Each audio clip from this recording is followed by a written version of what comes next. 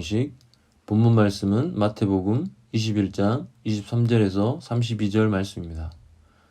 예수님께서는 성전의 행각이나 회당 같은 곳에서 사람들을 가르치고 계셨습니다. 그런데 이때 유대인 최고 의결기구인 산헤드린 공회에서 파송받은 대제사장과 장로들이 예수님께 나와왔습니다. 그들이 예수님께 온 이유는 예수님이 아무 권한 없이 사람들을 가르친다는 것을 대중 앞에서 보여주기 위해서였습니다.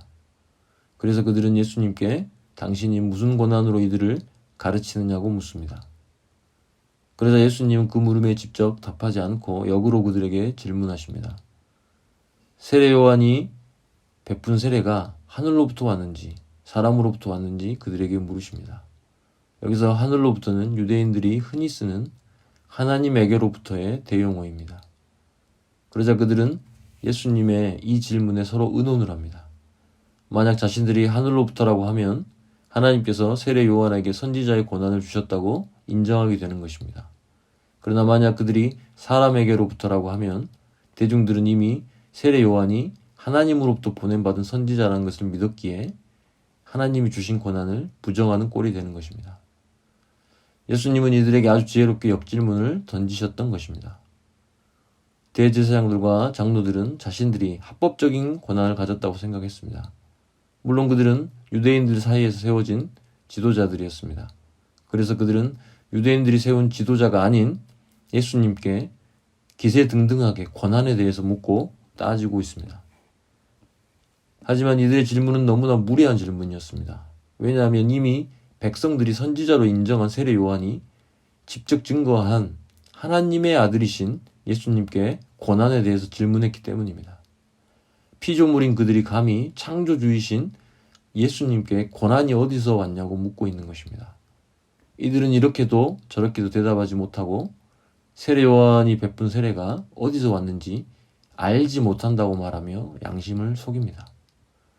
그러자 예수님은 예수님의 권한에 대해 물을 자격조차도 없고 깨닫지도 못하는 양심 없는 그들에게 직접적인 답을 말해주지 않으십니다.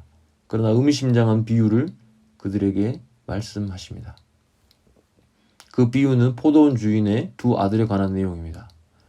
포도원 주인은 두 아들 중 맏아들에게 포도원에 가서 일하라고 말했습니다. 그러자 그는 가겠습니다 하고 가지 않았습니다. 둘째 아들에게 아버지는 똑같이 포도원 가서 일하라고 말하자 그는 싫습니다 말하였다가 나중에 뉘우치고 포도원에 일하러 갔습니다. 예수님께서는 그들에게 누가 아버지의 뜻대로 했냐고 물으십니다. 그들은 둘째 아들이라고 답을 합니다. 그러자 예수님께서는 세리와 창녀들이 너희보다 먼저 하나님 나라에 들어갈 것이라고 말씀하십니다. 그리고 세례 요한의 가르침은 세리와 창녀들은 믿고 회개했지만 대제사장과 장로들은 믿지도 않고 회개하지도 않았다고 하십니다. 예수님께서는 위선과 돌같이 딱딱하게 굳은 양심을 가진 백성의 지도자들을 향해 일침을 가하십니다. 그들은 하나님은 무시하고 자신들이 가진 기득권만을 바라보며 기세등등한 자들입니다. 이러한 자들은 하나님 나라에 합당하지 않는 자들입니다. 하나님 나라는 세리와 창기들 같은 자들의 것입니다.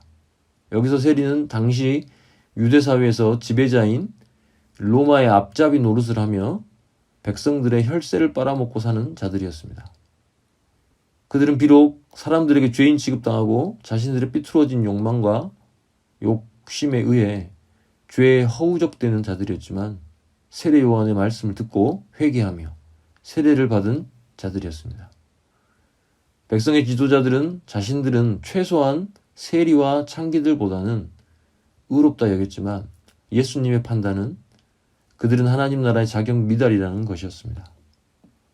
하나님 나라는 자신들의 죄에 대해서 애통하고 뉘우치고 회개하는 자들의 것입니다.